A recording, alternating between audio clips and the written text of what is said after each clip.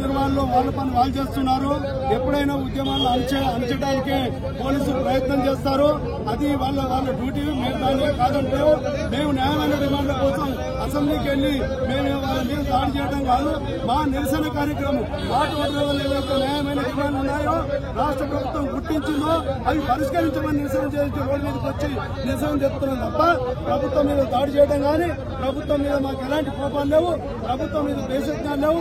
ఈ ప్రభుత్వం ఇప్పటికైనా గత ప్రభుత్వం లెక్క మారిపోకూడదని చెప్పి ఈ ప్రభుత్వాన్ని కోరుతున్నాం. ఇలా కొంతమంది కోరికలు కోరట్లేదు. ఆటో మీటర్ ఛార్జీలు పెంచితే రాష్ట్ర ప్రభుత్వానికి వచ్చే నష్టం ఏం లేదు. అదేవిధంగా కొత్త ఆటో పర్మిట్లు ఇవ్వడం వల్ల వచ్చే నష్టం లేదు. అదేవిధంగా సంక్షేమ బోర్డు ఏర్పాటు చేయడం వల్ల కూడా నష్టం లేదు. ఓలా ఊబర్ సంస్థతో నడుస్తున్న టూ వీలర్ నిషేధించాలని చెప్పి తదితర డిమాండ్ల పరిష్కారం కోసమే ఇలా మేము నిరసన తెలుపుతున్నాం తప్ప ఇలా మేము పని చేసుకుని అనేక విధాలు ఇబ్బందులు పడుతూ వస్తులుంటూ ఇలా రోడ్ల మీదకి వచ్చినామంటే ఇప్పటికే ప్రభుత్వ అధికారులు మంత్రులు ఆలోచన చేయాలని చెప్పి మేము ప్రభుత్వాన్ని కోరుతున్నాం.